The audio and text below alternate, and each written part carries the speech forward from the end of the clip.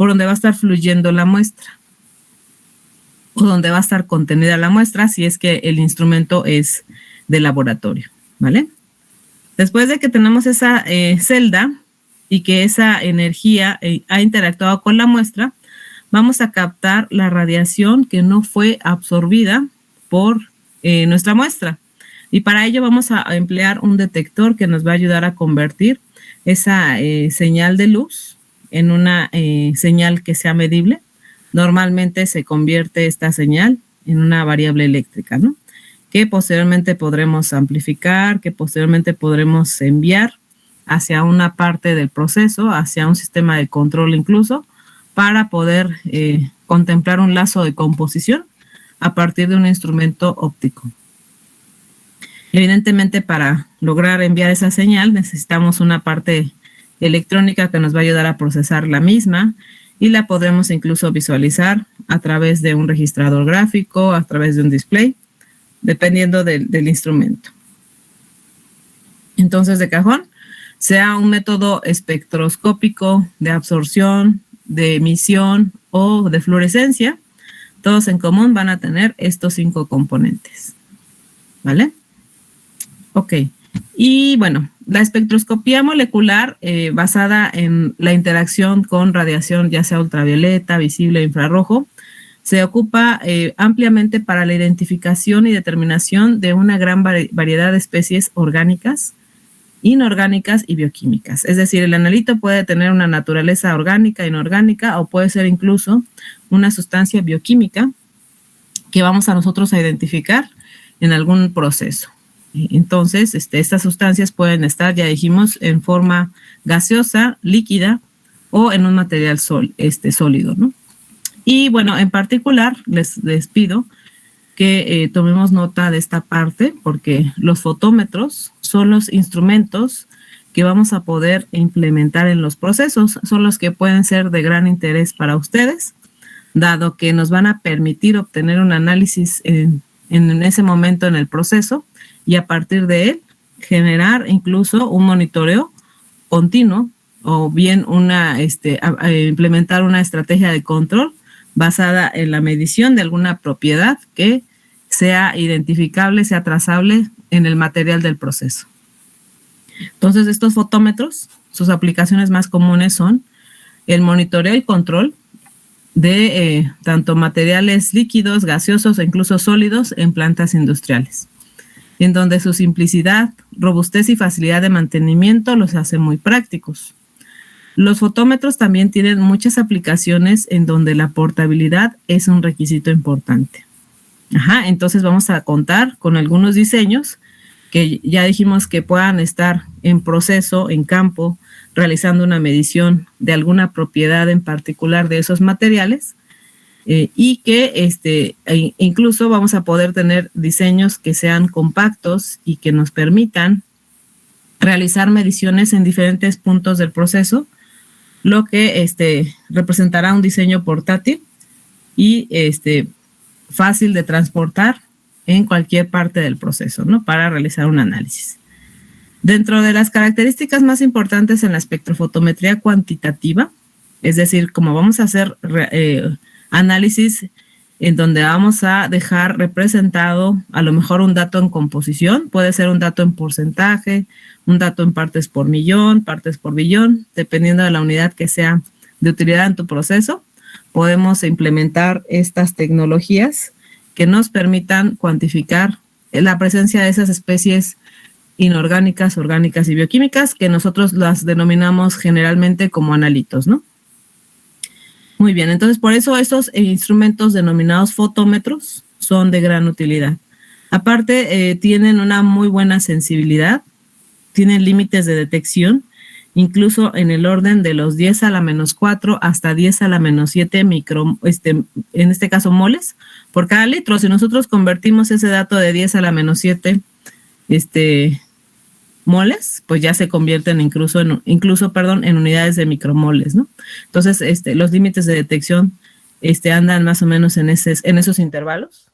Además de que los instrumentos cuentan con una selectividad que es de moderada a elevada, así como una exactitud y precisión razonables, y un tiempo de respuesta relativamente rápido. Nosotros sabemos que la radiación electromagnética viaja en el universo a velocidades muy altas y la propagación de esa energía se puede llevar a cabo incluso en ausencia de materia, en condiciones de vacío.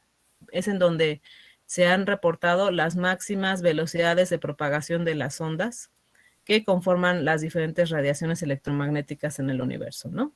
Pero por lo mismo, como es basado en una interacción con alguna forma de energía, estos instrumentos realizan su análisis en un tiempo muy, muy breve que incluso nos permite implementar alguna acción de control en los procesos. Por eso les comentaba yo que pueden ser de gran interés en aplicaciones en donde deseen implementar lazos de control.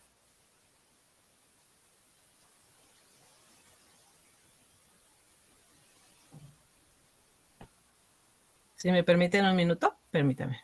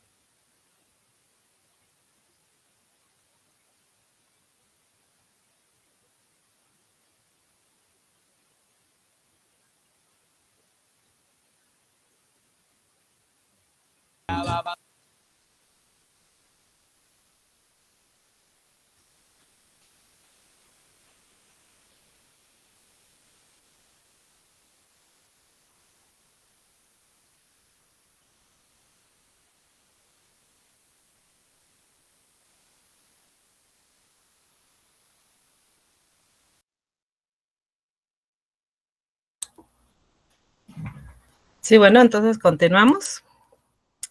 Todavía no es viernes, muchachos, y ya están con la música, ¿ya ven? Ok, entonces mencionábamos que los fotómetros, que son analizadores ópticos, tienen o cumplen con una serie de características que nos permiten implementarlos para realizar acciones de monitoreo y control en los procesos, ¿vale? Si ustedes recuerdan, estas características importantes que estamos mencionando en este momento, las definiciones las estudiamos al inicio del curso. ¿Alguien me puede explicar qué entendemos por selectividad moderada o una selectividad elevada? ¿Cómo interpretamos esa parte?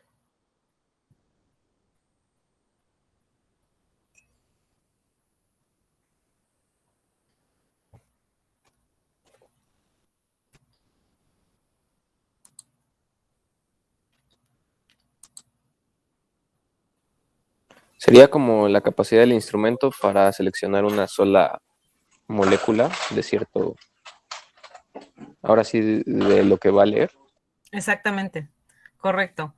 No importando qué tan complejo sea el sistema o la naturaleza de nuestra muestra, puede tener a lo mejor cientos de diferentes tipos de analitos y sin embargo el instrumento va a tener la capacidad de despreciar las moléculas que no puede leer y solamente se va a enfocar en identificar, como lo comenta su compañero, un grupo de analitos muy particular, ¿no? O incluso un analito muy particular dentro de esa muestra, ¿vale? Recordando que a nosotros en analítica, la muestra la denominamos matriz, ¿no? Entonces esa matriz puede ser muy compleja, pero el instrumento tiene un diseño que nos permite identificar en particular una molécula o una molécula única, ¿no? Por ejemplo, los analizadores de humedad basados en las tecnologías de infrarrojo que nosotros en su momento estudiamos, así de manera muy superficial. Verificamos que estos instrumentos, no importa si nuestra muestra contenga otro tipo de moléculas, ya sea inorgánicas u orgánicas, lo único que va a hacer ese analito es buscar las moléculas de agua que tiene nuestra muestra. Entonces, a eso nosotros le denominamos una selectividad elevada, ¿no? Porque no importando que sea tu muestra sea o esté constituida de varios componentes, de varios analitos, ¿cómo se llama? Eso no representa un problema para el instrumento, dado que tiene la capacidad de identificar esa molécula en particular, ¿vale? Entonces, eso es a lo que nosotros denominamos una selectividad elevada, ¿no? Si estamos hablando de una selectividad moderada, es que, bueno, quiere decir que a lo mejor la matriz todavía puede ser relativamente compleja y aún así pueda buscar un grupo de analitos muy particulares, ¿vale? Bueno, y el hecho que tenga una exactitud y precisión razonables, pues ya lo convierte en un instrumento con características deseables para las implementaciones para fines de monitoreo y control incluso, ¿no? Muy bien, entonces no hay que olvidar o no hay que perder de vista estas cualidades que tienen estos instrumentos, porque nos van a permitir aplicarlos en muchas partes del proceso. Por su naturaleza, al no tener contacto con los materiales, esto es una característica bastante deseable en la industria alimenticia y en la industria farmacéutica. Si ustedes recuerdan, hay procesos que son muy delicados y que cualquier, ¿cómo se llama?, incorporación de un instrumento al proceso incluso puede representar un riesgo sanitario, un riesgo de contaminación de la línea de producción si no tomamos las medidas precautorias necesarias para sanitizar o esterilizar el instrumento, ¿no? Entonces, en este caso, estos instrumentos no tienen ese problema porque no necesitan un contacto con los materiales del proceso, ¿no? Entonces, esto es también bastante deseable, ya dijimos, en industria alimenticia, de bebidas y la industria farmacéutica. Muy bien. Entonces, ya que sabemos que independientemente del método de análisis, ya sea basado en la interacción por absorción, emisión o fluorescencia, todos los instrumentos van a contar con una fuente de emisión de energía. En este caso, en el inciso A, aquí representamos lo que es una espectroscopía de absorción, en donde vamos a poner en el número 1 a nuestra fuente, la cual está ahí representada por un foquito.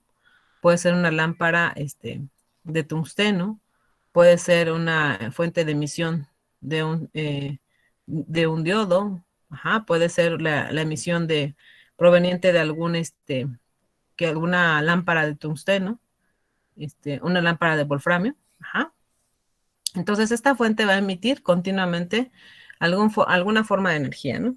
Entonces, de ahí, después de la fuente, vamos a colocar un filtro que ya dijimos que va a retener las longitudes de onda que no son de interés para el análisis y va a permitir el paso de longitudes de onda muy específicas que van a interactuar directamente con la muestra. Por eso ubicamos en el número 3 a la parte del instrumento que denominamos celda, probeta o cubeta, en donde puede estar alojada la muestra o bien en donde va a estar fluyendo la muestra en un canal para poder interactuar con esas longitudes de onda que ya filtramos previamente. Luego, después de ello, vamos a colocar de frente un detector para poder captar la radiación que no fue absorbida por la muestra y de esta manera, posteriormente, se genera una señal para hacer un cálculo y estimación de la composición de esa muestra. ¿Por qué? Porque nosotros sabemos o tenemos entendido que a medida que un material sea más denso, va a tender a captar una mayor cantidad de energía. Un material que esté muy ligero o que tenga ausencia de algún analito, pues evidentemente la intensidad de la luz que esté antes y después de la muestra va a ser la misma, ¿no? Entonces, basándonos de ese principio, nosotros vamos a poder cuantificar e interpretar esa luz absorbida como una relación asociada a la composición de nuestra muestra, ¿vale? Por eso después en el bloque 5 se representa la parte electrónica del instrumento para el tratamiento y lectura de las señales, ¿vale? Muy bien, en el inciso B tenemos representada una espectroscopía de fluorescencia y de dispersión, en donde como elemento 1 nuevamente tenemos a nuestra fuente, la cual emite radiación en ciertas longitudes de onda. De ahí nuestra muestra absorberá todas estas longitudes de onda que emita nuestra fuente. Y después, aquí al revés, fíjense, tenemos colocado después de nuestra muestra a nuestro selector de longitud de onda.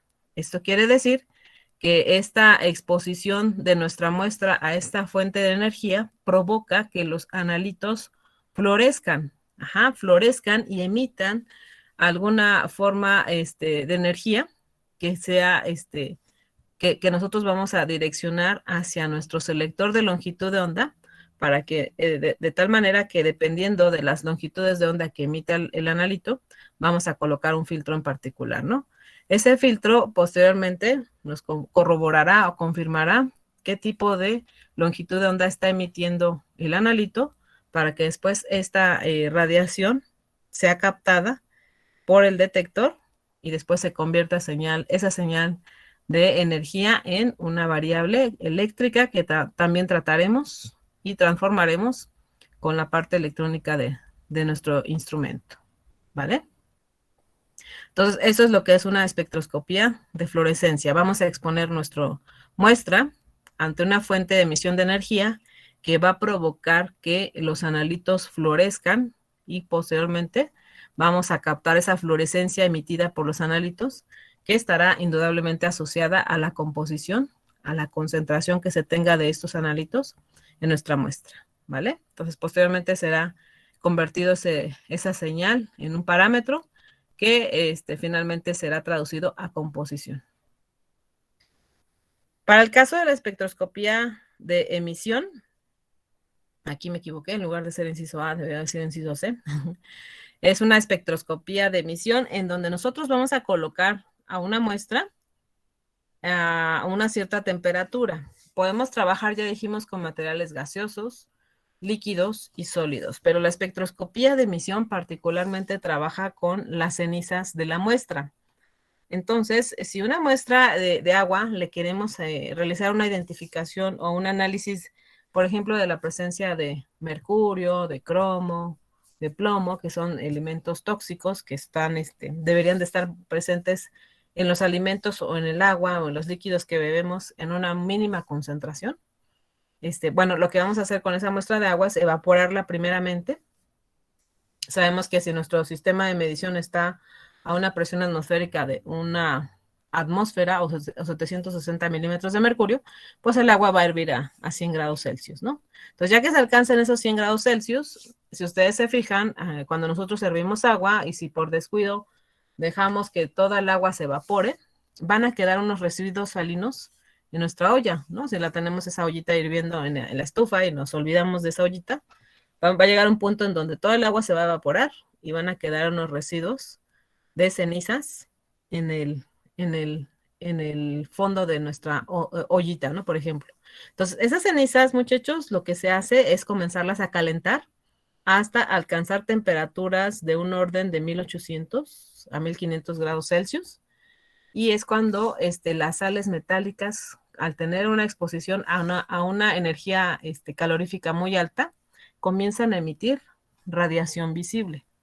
Yo les había mencionado que este principio de estos instrumentos, de los de emisión, se basan mucho de los fenómenos que nosotros observamos cuando estamos presenciando un espectáculo de fuegos pirotécnicos. Entonces, los fuegos pirotécnicos se preparan con un material explosivo y con sales metálicas que, al detonarse ese explosivo, evidentemente se genera una energía térmica tan alta que se alcanzan esas temperaturas que les comentaba, arriba de 1000 grados Celsius. Y cuando estas sales están en contacto con esa energía térmica tan alta, provocamos que los metales emitan alguna forma de luz visible. Hemos visto en los fuegos pirotécnicos colores muy vivos como el rojo, el verde, el azul, etcétera, ¿no? Entonces, dependiendo del metal con el que se haya preparado ese fuego pirotécnico, emitirá una luz muy particular, ¿no? Un color muy particular. Entonces, de esta manera, en los análisis de espectroscopía de emisión se basan de ese mismo fenómeno. Nuestra muestra la calcinaremos hasta obtener cenizas y esas cenizas se calentarán para que a una cierta temperatura comiencen a emitir algunas formas de energía visible que sean captadas por nuestro instrumento, ¿vale? Entonces, en este caso, por eso después de nuestra fuente, que está representada aquí con una flamita, porque efectivamente hay espectroscopios que generan flamas que alcanzan esas temperaturas y que cuando se exponen las cenizas de nuestra muestra a esta fuente de energía calorífica, ya dijimos, emiten radiación que normalmente es una radiación visible, por cierto, y mediante un selector de longitud de onda verificaremos cuál es el patrón de luz que se genera y en función de ello se podrá corroborar y confirmar que esa muestra contiene un cierto metal en particular. Entonces, esto después, esa señal de luz se convierte en una variable eléctrica que posteriormente le daremos un tratamiento para poder visualizar un valor en particular. Estos espectroscopios de emisión, obviamente por la forma en la que trabajan, solamente vamos a encontrar modelos en laboratorio, mediciones fuera de línea, al igual que los de espectroscopio de fluorescencia. ¿Vale? Entonces, tanto la espectroscopía de fluorescencia como la de emisión, normalmente vamos a encontrar equipos en los laboratorios de control de calidad, pero en proceso no los vamos a encontrar, salvo la espectroscopía de absorción, que fue la primerita que se acaba de describir. ¿Vale? Entonces vayan tomando nota de eso, porque no está detallado de esta manera en las diapositivas, ¿no? Entonces, cuando ustedes ya tengan este material, pues no van a tener forma de recordar a veces todos los detalles que les doy, ¿no? Por eso les pido que cuando les hago la mención que tomen nota, es que sí lo tienen que hacer, para que cuando vayan a estudiar, recuerden esos detalles, ¿no? Que sí son muy importantes. Entonces, espectroscopía de absorción es la única que vamos a poder encontrar tanto en mediciones fuera de línea como en la línea. Y en particular mediciones online y mediciones offline. ¿Vale? Muy bien. Entonces, ya vimos de qué manera o en qué posición podemos encontrar las fuentes. Vamos a detallar las fuentes que vamos a encontrar en las espectroscopías de tipo óptico. Muy bien. Entonces, aquí nosotros podemos observar al menos 7 arreglos de fuentes de emisión. Podemos encontrar, por ejemplo, simplemente una lámpara de xenón. También podemos encontrar lámparas de hidrógeno y de deuterio. También encontraremos lámparas, un conjunto de lámparas de tungsteno y halógeno, o simplemente una lámpara de tungsteno, lo que es un emisor de Nertz, un alambre de nicromo o un globar. Muy bien. Entonces, dependiendo de la espectroscopía que estemos trabajando, vamos a encontrar una fuente en particular. Muy bien. Y si no les había yo mencionado, es muy importante que memoricen también estas regiones que abarca el espectro electromagnético en las regiones que son de utilidad para los analizadores ópticos. Por ejemplo, los analizadores ultravioleta para fines de espectroscopía y por lo tanto identificación de analitos, la región de utilidad va a abarcar de 180 a 380 nanómetros, ¿vale? La región visible, que es en donde nosotros como seres humanos captamos la interacción de la energía con nuestra vista, va a rondar entre los 380 hasta los 780 nanómetros. 380, recuerden que es la longitud de onda en donde ubicamos el color violeta. Ajá. Mientras que la longitud de onda de 780, ahí se representa el color rojo, ¿vale? Entonces, estas regiones las tienen que memorizar de cajón. La infrarrojo, dijimos que se subdivide, como es una región amplia, la vamos a subdividir en 3 partes, lo que es el infrarrojo cercano, infrarrojo medio e infrarrojo lejano. El infrarrojo lejano aquí no lo represento porque más que nada se ocupa para equipos con fines de investigación, ¿vale? Para los equipos comerciales que ustedes van a encontrar en las opciones para analizadores infrarrojo de aplicaciones en la industria, particularmente solamente van a encontrar tanto regiones de trabajo en el infrarrojo cercano e infrarrojo medio, ¿vale? Entonces, el infrarrojo cercano va a abarcar las longitudes de onda que va de 780 a 2500 nanómetros y la infrarrojo medio va a abarcar de los 2500 a los 50000 nanómetros las magnitudes de la longitud de onda de este tipo de radiación, ¿vale? Si ustedes se fijan, la región de infrarrojo tiene las longitudes de onda más largas. A medida que sea más larga la longitud de onda, es menos energética. porque su frecuencia es más baja. Si ustedes recuerdan la clase pasada que anotábamos unas ecuaciones en donde relacionábamos la velocidad de propagación de la onda sinusoidal y la energía de un fotón. En la ecuación de la energía de un fotón, dijimos que esa energía va a ser proporcional a la frecuencia. Entonces, entre más alta sea la frecuencia de esa radiación, significa que va a ser más energética, significa que va a ser más penetrante y por lo tanto más peligrosa. Entonces, como aquí nosotros observamos en esta gráfica, donde está representado nuestro espectro electromagnético, la región del infrarrojo tiene las frecuencias más bajas de todas estas espectroscopías representadas en la tablita, ¿vale? Entonces, esto quiere decir que la radiación infrarrojo es menos energética, menos peligrosa para nosotros, ¿no? La región visible, pues no representa tampoco ningún riesgo para nosotros. Sin embargo, la radiación ultravioleta sí. Ya se han identificado problemas de salud en el ser humano por la exposición a radiación ultravioleta, porque sabemos que es una energía mucho más penetrante que la visible o la infrarrojo y que incluso puede provocar mutaciones en las células de nuestra piel y desencadenar en un cáncer de piel que pues esto va a afectar directamente a nuestra salud. Por eso es muy importante que ustedes cuando salgan, a los que les guste jugar el fútbol o que se vayan a ver el partido del americano o que jueguen americano o hagan actividades deportivas al aire, que se vayan a las canchas de básquetbol, por favor siempre lleven su protector solar, muchachos, porque de verdad no saben el riesgo al que nos estamos exponiendo cuando estamos realizando actividades físicas al aire libre.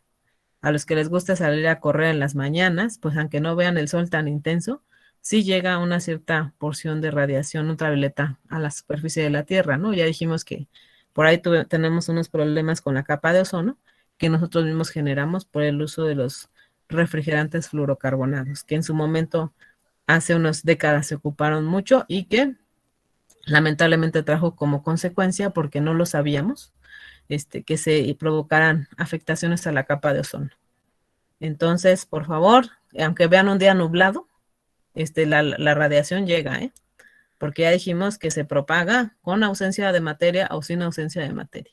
Entonces, aunque ustedes vean así muy nublado, no importa, siempre pongan su protector solar en su piel, muchachos, porque si no podemos tener problemas de salud que son muy lamentables, ¿no? Y que pues luego los tratamientos no son a veces ya muy efectivos cuando ya está muy avanzada una enfermedad.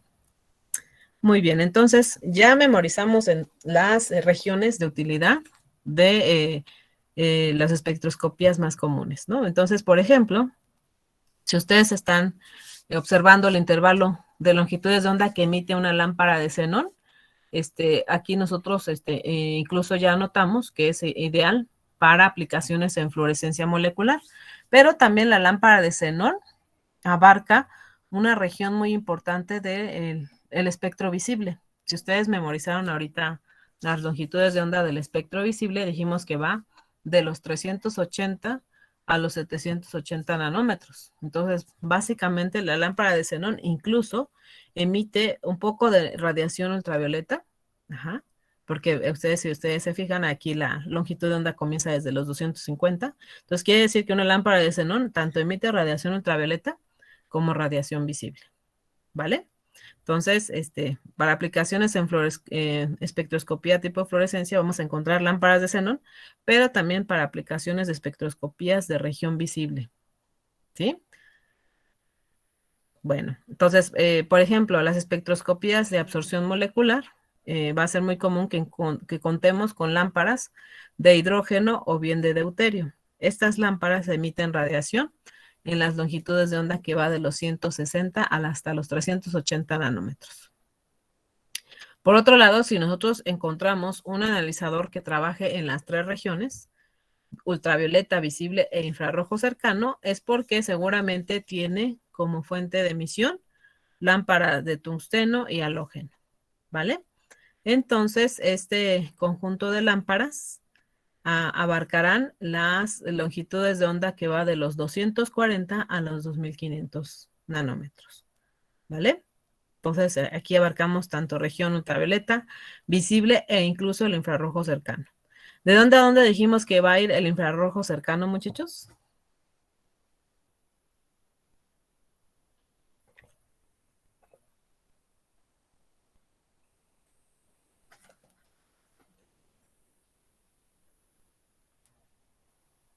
De 780 a 2500 nanómetros. Correcto, muy bien. Exactamente. Y si nosotros observamos el renglón de abajo, nos está mencionando el intervalo de longitudes de onda que emite una lámpara de tungsteno. Ahí nosotros claramente observamos que abarca desde la región visible y también el infrarrojo cercano, ¿vale? Entonces, esto quiere decir que de allá arriba, la lámpara de halógeno es la que nos puede aportar la región ultravioleta. Ajá. Entonces, la lámpara, el conjunto tungsteno-halógeno abarca las tres regiones, pero la pura lámpara de tungsteno abarca tanto región visible como parte del infrarrojo cercano. ¿Sale? Bien, el emisor de Nertz, si ustedes se fijan, también puede emitir radiación desde la región visible hasta el infrarrojo cercano y el infrarrojo medio. Por eso, este es el elemento que ustedes van a encontrar como la fuente de emisión en una espectroscopía de infrarrojo, ¿no? Pero también el emisor de Nertz por sí solo emite también radiación visible, porque sus longitudes de onda comienzan desde los 400 y abarca hasta los 20,000 nanómetros. Entonces, esto quiere decir que sí toca la región del visible y el infrarrojo cercano y el medio, parte del medio. El alambre de nicromo, por otro lado, a diferencia del emisor de Nertz, emite radiación visible desde los 750 hasta los 20,000. Quiere decir que va del infrarrojo cercano hasta una porción del infrarrojo medio. Por otro lado, el global ya es una fuente de emisión que es más que nada orientada a aplicaciones de infrarrojo medio, porque va de los 1200 a los 40,000 nanómetros, ¿no? Las longitudes de onda que puede emitir. Sí abarca una región del infrarrojo cercano, pero particularmente se emplea para infrarrojo medio, el global, ¿vale?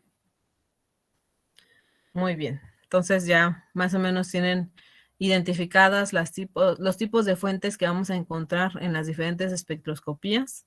E incluso ya con esto se dan una idea que vamos a encontrar instrumentos que por su diseño pueden trabajar en una región, en dos o hasta en las tres regiones más útiles para la identificación de analitos en ese tipo de instrumentos. ¿Vale? Muy bien, entonces ya que conocemos las fuentes de emisión de energía, vamos a hablar un poquito sobre los selectores de longitud de onda. Los selectores de longitud de onda ya dijimos que van a tener la misión o la tarea de no permitir el paso de todas las longitudes de onda que provienen de la fuente o de la muestra y nos van a ayudar a trabajar específicamente en el estudio de las interacciones de la materia o el analito con algunas longitudes de onda muy particulares, ¿vale? Entonces, normalmente los instrumentos espectroscópicos vienen equipados con uno o más dispositivos que restringen la radiación que se va a medir a una banda estrecha para que se absorba o emita por el analito. Para proporcionar bandas estrechas de radiación se utilizan generalmente dos selectores de longitud de onda. Pueden ser monocromadores o pueden ser filtros. ¿Vale? En el caso de los monocromadores, son redes de cristales, muchachos, que nos permiten hacer un estudio de la interacción de la radiación con el analito a diferentes longitudes de onda. Son sistemas un poco más sofisticados de lo que es un filtro, pero nos permiten hacer un estudio para obtener un patrón que vamos a denominar a partir de este momento como el espectro de absorción de la muestra. Los monocromadores entonces son dispositivos ópticos que permiten, por medio de un mecanismo, seleccionar y transmitir una estrecha banda de longitudes de onda, ya sea electromagnéticas u otro tipo de energía, a partir de una fuente de emisión que produzca una amplia gama de longitudes de onda. ¿Vale? Entonces, los monocromadores normalmente van a ser equipos van a ser dispositivos que van a estar en los equipos más sofisticados para fines de investigación, para fines de incluso control de calidad en los laboratorios, en donde vamos a tener espectrofotómetros para llevar a cabo análisis de los materiales, ¿no? Entonces, los monocromadores más que nada los vamos a encontrar en los equipos que están fuera de línea, ¿vale? Para que me entiendan. Y en cambio los filtros son simples y resistentes y económicos, ¿no?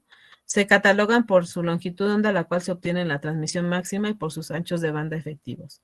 Los filtros, pues así como ustedes los han observado, son como unas placas de vidrio que van a retener ciertas longitudes de onda y van a permitir el paso de unas longitudes de onda muy particulares que nos interesa que interactúen con nuestra muestra, ¿vale? Ustedes saben que en las caretas para soldar, estos filtros impiden que la luz ultravioleta que se produce por el proceso de soldadura pudiera llegar a la retina y dañar la vista en nosotros, ¿no? Entonces, por protección y seguridad, es muy importante que las labores de soldadura se realicen con esas caretas para protegernos de la luz ultravioleta, ¿no? Entonces, por eso es muy importante hacer uso de ellas.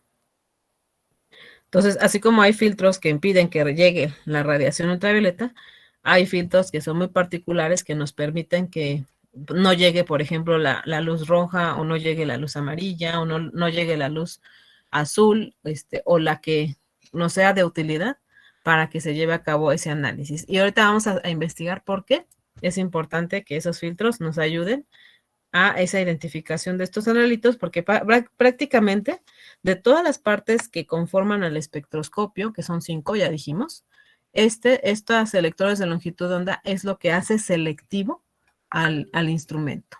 Es lo que hace que nuestro instrumento sea capaz de que identifique ante un sistema muy complejo la presencia de un analito en particular, derivado a que vamos a hacer que el análisis se lleve a cabo en ciertas regiones de longitudes de onda muy particulares que solamente interactúan con ese tipo de moléculas, ¿no? Por eso esta parte es la que hace que el instrumento sea selectivo. Muy bien, entonces ya hablamos de las fuentes un poco y sobre los selectores de longitud de onda. Ahora vamos a hablar rápidamente sobre los detectores, ¿vale? Entonces, un detector va a ser un dispositivo que va a indicarnos la existencia de algún fenómeno físico. Normalmente tienen la función de un transductor, es decir, un transductor es un tipo especial de un detector que transforma señales como intensidad de luz, como es este caso, o pH, o masa y temperatura, en señales eléctricas que posteriormente se pueden amplificar, manipular y finalmente convertir en números proporcionales a la magnitud de la señal original. Para los equipos de espectroscopía, los tipos de transductores que vamos a tener básicamente son de dos tipos, ¿no? Podemos tener tanto detectores de fotones como detectores de tipo térmico. ¿Vale? Muy bien, espero que estén tomando nota de esto, ¿eh? Dentro de los detectores de fotones, vamos a tener al menos 5 tipos, ¿vale? Tenemos detectores de fotones tipo fototubo, tubos fotomultiplicadores, diodos de silicio, fotoconductivos y celdas fotovoltaicas, ¿vale? Ahora, mi pregunta es, si el analizador trabaja en una región del visible, ¿cuáles serían las opciones de detectores que puede tener ese equipo? Repito, si el analizador trabaja en la región del visible, ¿cuál sería el tipo de detector que tendría este analizador?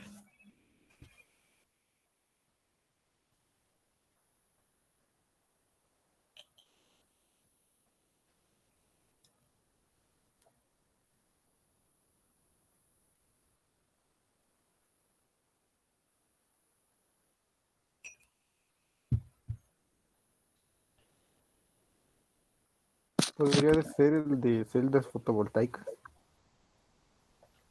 Muy bien, entonces una de las mejores opciones podría ser una celda fotovoltaica, correcto, porque la celda fotovoltaica es capaz de detectar longitudes de onda que va de los 380 a los 780 nanómetros. Muy bien, ¿qué otra opción tenemos aparte de las celdas fotovoltaicas?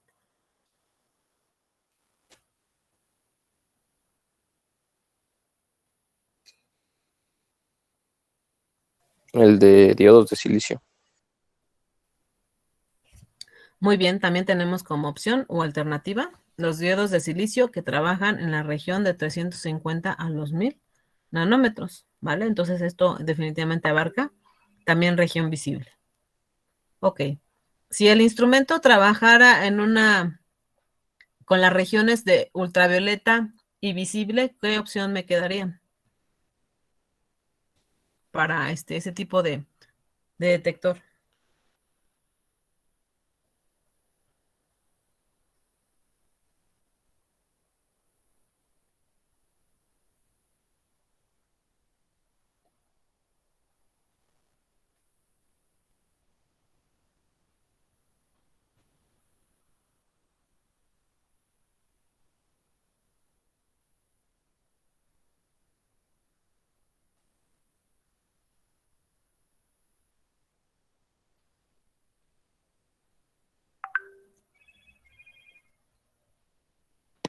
Serían los fototubos, ¿no, profesora? Y los tubos fotomultiplicadores. Correcto. Tanto los fototubos como los tubos fotomultiplicadores tienen la capacidad de captar radiación que abarca desde el ultravioleta hasta el visible y parte del infrarrojo cercano, ¿no? Porque llega hasta hasta los 1000 nanómetros su alcance para detectar radiación. Correcto.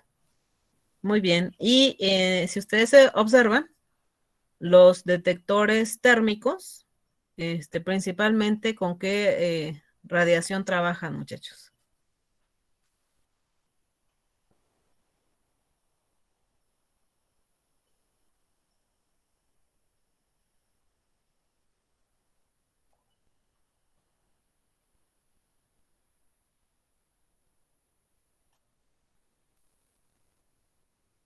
Con radiación infrarroja. Exactamente. Entonces, los detectores térmicos están diseñados para que se capte principalmente radiación tipo infrarrojo, ¿vale? Pero aparte de esos detectores térmicos, los fotoconductivos son útiles en la región del infrarrojo. ¿En cuál de las tres, muchachos? ¿Lejano, medio o cercano? El fotoconductivo o los fotoconductores.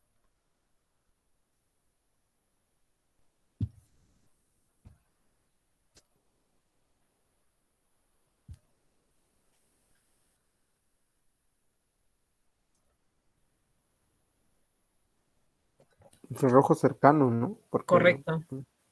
Sí, sí, sí. ¿Por qué? ¿De dónde a dónde va el infrarrojo cercano?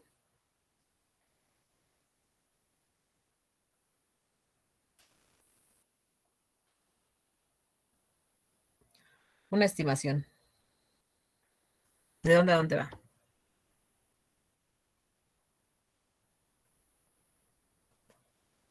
Porque también hay autores que pueden tener alguna discrepancia o variación.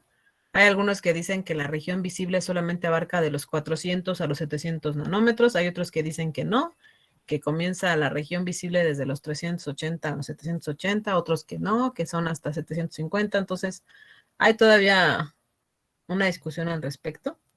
Sin embargo, podemos encontrar que los fotoconductivos principalmente trabajan en la región del infrarrojo medio, ¿no? Se ocupan principalmente para captar, perdón, infrarrojo cercano.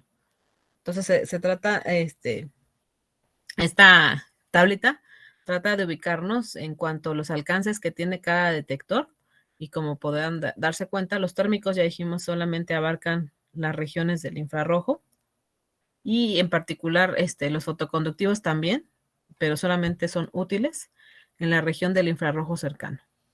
¿Vale? Muy bien. Estos instrumentos son ampliamente ocupados, son el caballito de batalla de muchas compañías químicas, farmacéuticas y de alimentos principalmente, ¿vale? Estas fotografías que les pongo aquí en esta diapositiva son equipos o analizadores de laboratorio que van a estar en campo para que se den una idea del tamaño de las celdas. Ahí ustedes pueden observar por la mano de la persona. No se requiere más allá de 5 mililitros de muestra en la mayoría de los modelos que tenemos comerciales. Entonces, vamos a encontrarlos en un laboratorio normalmente. ¿Cuánto pueden llegar a costar estos equipos? Pues ahorita con esta situación, hasta la fecha tenía cotizaciones en el 2018, pero deben de rondar como por arriba de los 100,000 pesos, ¿no? Habrá algo, a lo mejor algunos modelos mucho más económicos, sencillos, que pueda costarles menos de 100,000 pesos, pero de una marca reconocida, instrumentos de buena calidad, de laboratorio, nos va a costar un analizador de este tipo como alrededor de 100,000 pesos, ¿no? Más o menos ese es el dato que les puedo dar de momento. Sin embargo, son de gran utilidad porque podemos trabajar con muestras gaseosas, en algunos con muestras sólidas, incluso muestras líquidas. Y bueno, pues el tamaño de muestra que se necesita no es mucho.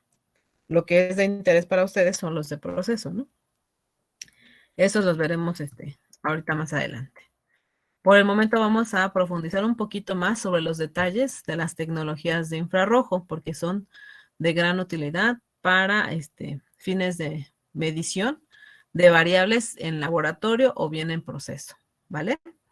Entonces, nuevamente haciendo hincapié que la región de infrarrojo es una región bastante amplia del espectro electromagnético. Por eso se subdivide, dijimos, en 3 regiones. Nuevamente aquí hago hincapié en las regiones que comprenden al infrarrojo, mencionando que el infrarrojo cercano va de los 780 a los 2500 nanómetros. El IR medio va a ir de los 2500 a los 50,000 nanómetros. Y la región del infrarrojo que contiene las longitudes de onda más larguitas, más extensas, es la infrarrojo lejano, que va desde los 50,000 hasta magnitudes de longitud de onda de un orden de 1,000,000 de nanómetros, que si convertimos 1,000,000 de nanómetros a milímetros, es el equivalente a 1 milímetro, ¿no? 1,000,000 de nanómetros, ¿vale? Entonces, esas son las longitudes de onda que abarca, el infrarrojo lejano.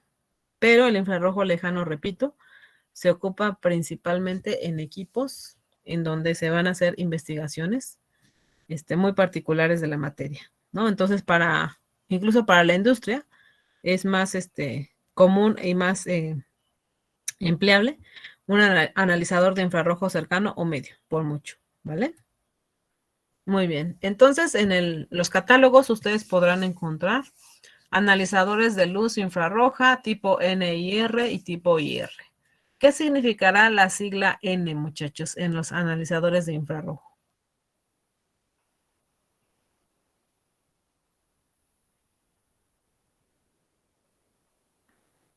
Si es una sigla de un término en inglés, ¿qué significará esa N?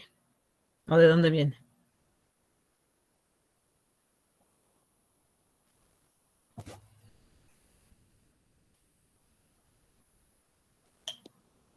Sería por la traducción de la palabra cercano a inglés. Correcto, sí, exactamente. Los analizadores tipo NIR se refieren a los analizadores del infrarrojo cercano. Como lo comenta su compañero, el término cercano en inglés es una palabra que significa, bueno, que es near, ¿no? Que es de cercano. Entonces, por eso van a encontrar analizadores tipo NIR y EIR. Pero ya a ustedes ya no se les va a hacer extraño o ya van a saber la diferencia entre estos dos analizadores porque uno trabaja en la región del infrarrojo cercano y el otro puede abarcar tanto el IR cercano como el medio, ¿no? Muy bien, entonces los instrumentos de infrarrojo cercano aquí nos representan las longitudes de onda que abarca, que si se representa esos nanómetros ahora en micras, abarcaría el intervalo de 0.78 a 2.5 micras. Para IR medio va a ir de las 2.5 a las 50 micras y el lejano de las 50 a las 1000 micras, ¿no? La región de más utilidad para fines de espectroscopía, hay una amplia aplicación de los analizadores infrarrojo de la región media. El infrarrojo cercano sí se emplea para ciertas aplicaciones, pero el más ampliamente ocupado son los analizadores tipo IR o del infrarrojo medio, ¿vale? Aquí para las 4 regiones que se ilustran, viene los intervalos de frecuencia en hertz y también vienen los intervalos representados en número de onda, que número de onda es otra propiedad de la onda sinusoidal, que a lo mejor no lo habían escuchado, pero no es nada más ni nada menos que el inverso de la longitud de onda y se representa como una B testada. Entonces, si nos vamos tantito ahorita aquí al chat, vamos a anotar las ecuaciones que nos permiten calcular ese parámetro denominado número de onda. Ajá, entonces número de onda, vamos a anotar, es una B testada. Nada más que aquí no sé cómo ponerle B testada con el teclado. Va a ser igual a, voy a poner una comita, ¿no? Para que la diferencien de la velocidad. Entonces va a ser igual al inverso de la longitud de onda.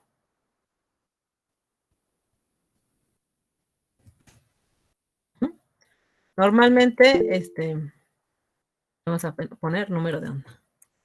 Número de onda, representada con una B testada, representa la cantidad de ondas sinusoidales que circulan en una superficie equivalente a 1 centímetro al cuadrado. ¿Vale? Físicamente eso es lo que me mide el número de onda.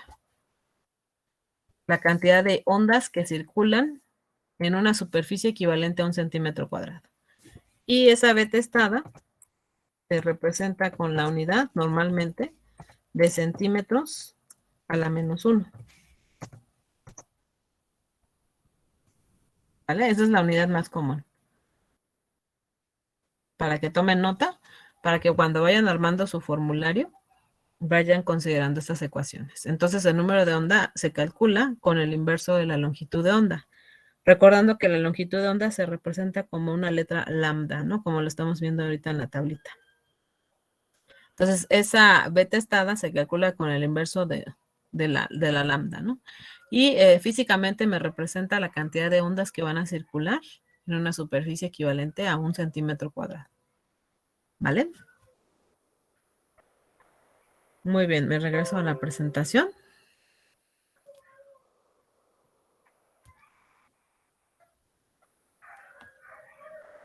Ok. Muy bien, entonces, el intervalo en número de onda para cada región que está aquí representada, si ustedes observan, ahí nos indican las unidades que dijimos que son centímetros a la menos 1.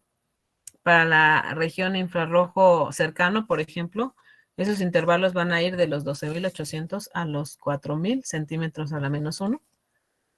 En el caso del infrarrojo de más utilidad, va de los 4.000 a los 670 centímetros a la menos 1 en términos de número de onda. Entonces, si en algún catálogo ustedes llegan a observar las características de la fuente de emisión, que dijimos que puede ser emisor de NERTS, puede ser un globar o un alambre de nicromo para infrarrojo.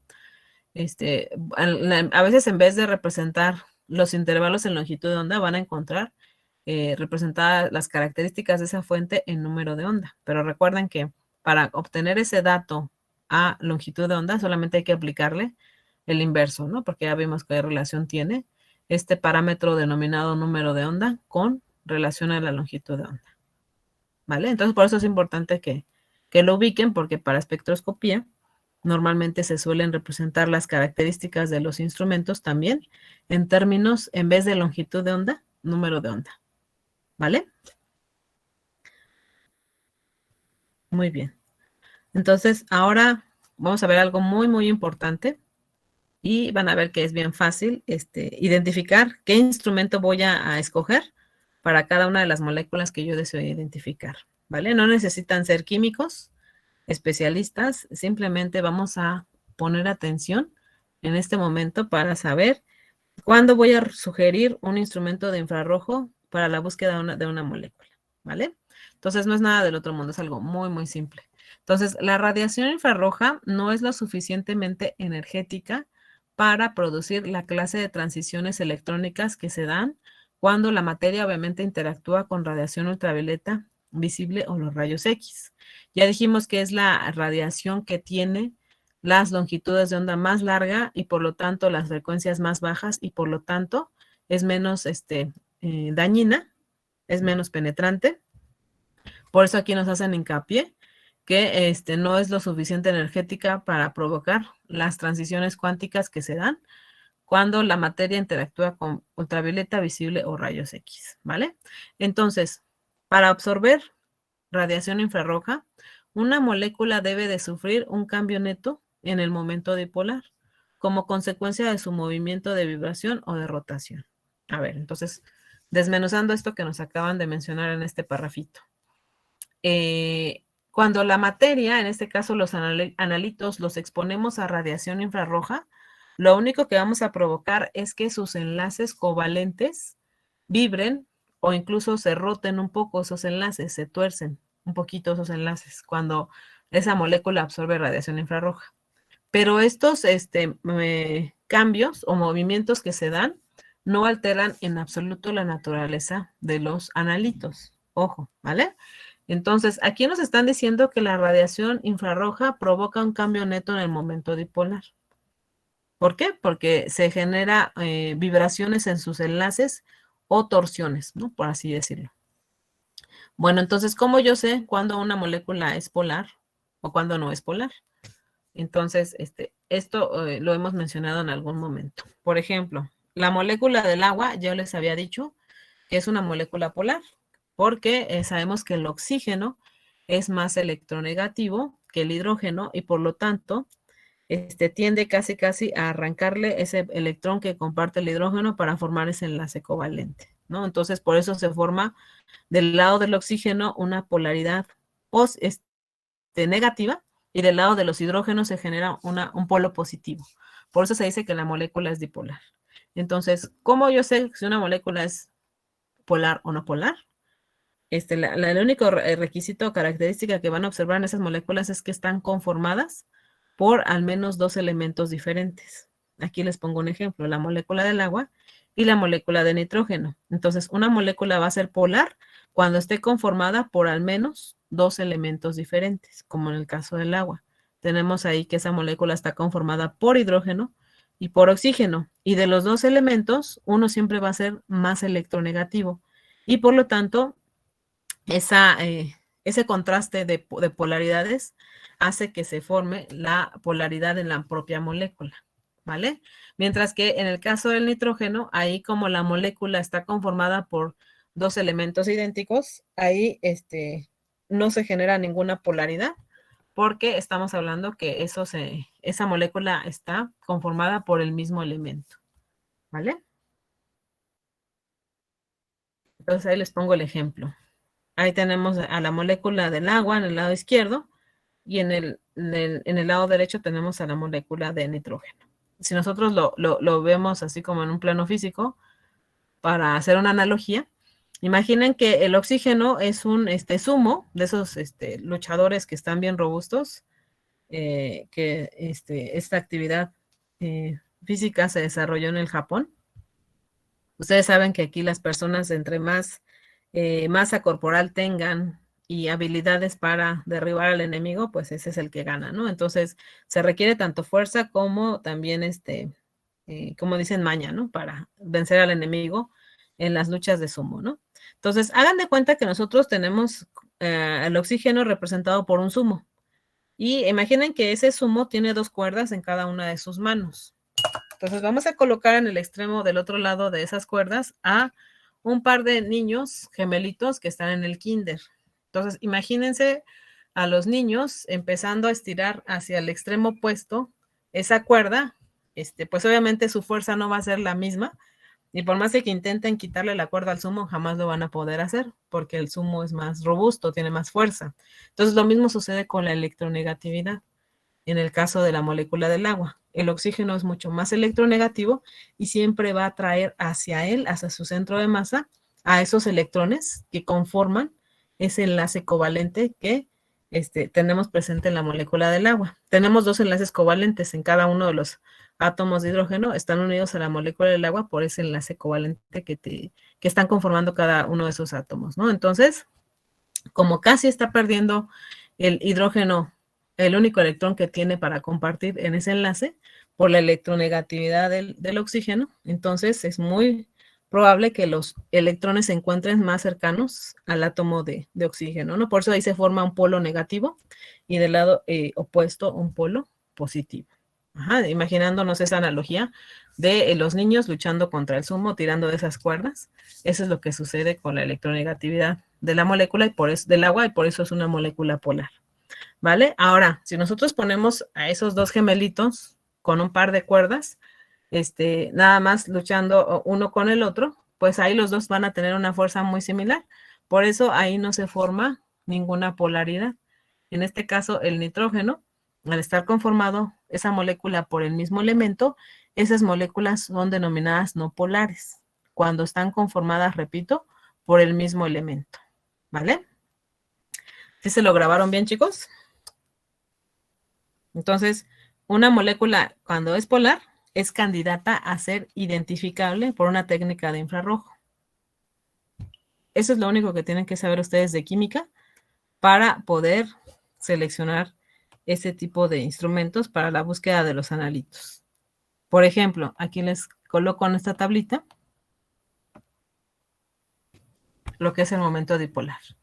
Es una medida de la polaridad de un enlace y se calcula o se estima por el producto de la distancia de separación de cargas opuestas de igual magnitud por la magnitud de la carga. De tal manera que, por ejemplo, ahí tenemos representada en esta tablita el ácido fluorhídrico, el clorhídrico y el hidrógeno molecular. El flúor es uno de los elementos más electronegativos. Por eso se acuerdan que lo clasificamos como un ácido débil, que normalmente cuando lo mezclamos con agua es muy difícil que se pueda disociar y encontrar libre al ion flúor y al ion hidrógeno. Normalmente, como es tanta la electronegatividad del flúor, la mayoría de las moléculas permanecen unidas, por eso se considera como un ácido débil, ¿vale? Entonces, aquí nos están presentando su momento dipolar, que es de una magnitud de 1.91, que a diferencia del ácido clorhídrico, este ácido clorhídrico, HCl, sí es un ácido fuerte, es un electrolito fuerte, altamente disociable, en el que podemos encontrarlo libre al ion cloruro y al ion hidrógeno cuando se mezcla con agua, ¿vale? Entonces, estos dos ácidos están constituidos por dos elementos diferentes, ¿no? Tenemos a hidrógeno y a flúor, y en el caso del ácido clorhídrico tenemos a cloro y a ion hidrógeno. Entonces, estas moléculas ambas son polares. Ajá. Mientras que el hidrógeno, ahí me representa una molécula no polar. Entonces, como es una molécula constituida por el mismo elemento, su momento dipolar es de 0 y por lo tanto este tipo de moléculas no absorben radiación infrarroja, ¿vale? Entonces, el requisito para que una molécula se pueda identificar por una técnica de infrarrojo es de que debe de estar constituida por dos elementos diferentes, porque cuando una molécula está conformada por dos elementos diferentes, siempre va a haber uno más electronegativo que otro, y esto va a contribuir a su momento dipolar, ¿vale? ¿Sí quedó claro, chicos? Sí, profe. Muy bien. Entonces, como ustedes ya saben cuál es el tip, me van a decir en el aire qué elementos tenemos. Tenemos en abundancia nitrógeno, tenemos oxígeno, si llovió, tenemos presencia de agua.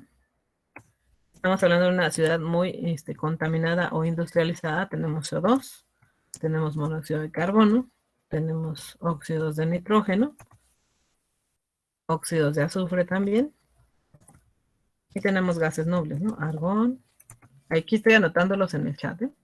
Xenón, helio y criptón. Muy bien. Ahora, si me traslado al chat desde el inicio, acá donde puse el nitrógeno, díganme de aquí cuáles moléculas van a absorber radiación infrarroja y cuáles no, ¿vale? Entonces, a ver, comenzamos con nitrógeno. ¿Absorbe radiación infrarroja, sí o no? No. No. Exactamente. ¿El oxígeno? Tampoco. Bien. ¿El agua? Sí, Esa sí. CO2. Correcto. CO2 también. Sí, también. Monóxido de carbono.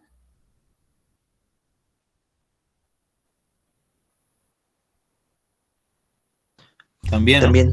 También, correcto. El óxido de nitrógeno. También. sí, El óxido de azufre. sí, También. El argón. ¿No? Correcto. El xenón. No. Tampoco. Correcto. Correcto. El helio.